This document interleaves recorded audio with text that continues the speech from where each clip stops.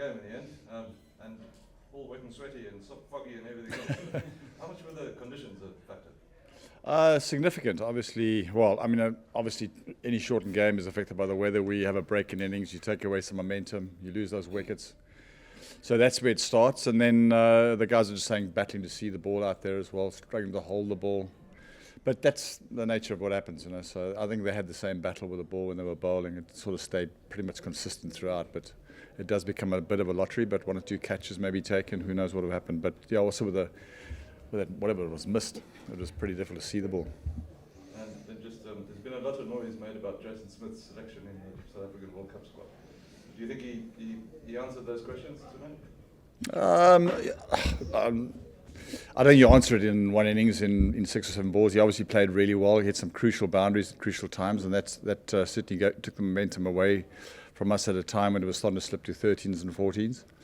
But there's a lot more to T20 cricket than just those few hits. But he hits the ball hard. He hits the ball a long way. He's done that a few times this tournament already. But there's some way to go still. Eric, Nunrenberger back with you for the first time tonight. Good performance from him. How happy are you to have him back? Fantastic. Obviously, anybody who comes back from a long-term injury and someone of his quality gives you balance to your attack, and you saw the value that he adds to any lineup. You could see him a little tentative at the start. The first ball, I thought he was a bit tentative, and then he got into his rhythm and bowled very well. I think also tactically he was good, and I think it's not just the delivery of a pace or line or whatever, but tactically the nuances of what he did was really good. So he's that extra dimension that we need, and he's good to have him back. But also let me mention that Duan Janssen did a great job in his absence. So having got to this position in without someone like him and a few injuries, it's really good. Great to have him back. But the boys up to now have done a great job as well. And just a more general question. I mean, tonight obviously conditions affected catching, but in general we've seen quite a few go down this tournament.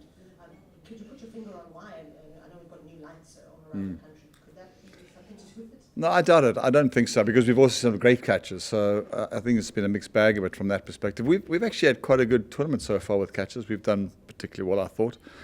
So tonight was a bit unlucky, but it's just one of the things. A lot to do with confidence. I think you generally find teams that are at the top end of the log are catching and the ones at the bottom aren't. And that's just the way it goes, because it's about confidence. But I'm sure we'll see some great ones along the way again.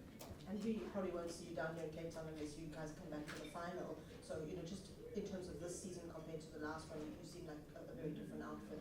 What would you say has changed? Is it more confidence? Is it different personnel, to get you into the position you're in? These tournaments are tough, when there's 6 teams and 4 qualifier, you need momentum.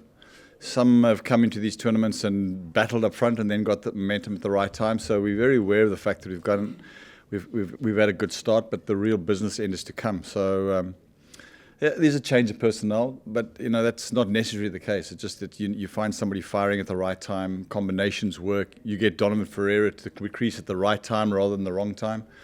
That's what this game of T20 is all about. Some people get to the wicket in the 15th over, and that's when they're effective. They get there in the 10th, and they're not. So last year we kept getting him to the wicket. Just one example, getting him to the wicket too early today, and this season we've got him to the wicket at the right time. So the strange word momentum has been with us, and the last game we couldn't lose, we couldn't win, we couldn't lose, and we couldn't win, and then we eventually won it. So it's just one of those things. But there's a very good spirit amongst the guys. There's a good understanding of the game and what we're trying to do, and a good balance of our team as well, which is always important in T20. Eric, I just wanted to know about the Richard Gleeson started the tournament very well. Tonight, was it just simply a case of conditions or just a bad night at the office one? Yeah, I think when you come down to, like we mentioned the conditions, when you've got to be that precise with a delivery, and the ball's now a little bit slippery, and the footing's a bit slippery, and sometimes it just doesn't work. Tonight it didn't. That super over and the over before that in that game we won was outstanding, and sometimes it just doesn't work. So I don't think it's too much to be overthinking about. We'll look at perhaps changing tactics. He came around the wicket, changed the angle. That seemed to work, so maybe that becomes an option. He goes to a little quicker when he feels that the Yorker's not working. So having different options is always important for any bowler, but we talk a lot about the angles, and the angle around the wicket is an important one, and it works at the right time. Eddie, just on Donovan, you kind of touched on him, but I just wanted to know your thoughts on him. I mean, he's been a dynamic player for you guys, bowling, batting, keeping. Just on him and Fielding. Yeah, and fielding too. So just kind of on him as a player, and especially now considering with the T20 World Cup coming up. I mean, consider that game that he kept. He bowled. He had a run out. He hit the ball for sixes. It was ridiculous. He just did everything. When I first met him, I didn't know him very particularly well. And I always believe as a bowling coach, if I ask someone to try something and they can adapt quickly, there's some raw talent, there's talent there. And I didn't know him as a bowler, and I threw him the ball and said, try these things. He's able to try it very quickly. Change of angle, change of delivery, change of pace. It was obvious to me that he had a lot of talent. I don't think we quite understand how people hit the ball that hard technically. It's just some guys have got that ability to do it. But he's a very talented individual. And I've seen him certainly, I would say in the last 12 to 18 months, really grow as a cricketer, because I've got a point in my career as a coach where I teach understanding cricket rather than cricket itself. And he's really started to understand the game and understand his role. And when you understand your role, that's when you become particularly effective. So it's not just about hitting the ball for big boundaries, but it's also about doing it at the right time, the right way, rotating the strike. He's become a very clever cricketer. He's starting to really understand the T20 game, and I think he's got a tremendous career ahead of him. Well, he's already having a tremendous career. But I would just say he's really, really talented, and if he knows how to harness that and use it with the nuances and intricacies of the game, he's going to be fantastic to watch. I certainly like watching him when he's in yellow.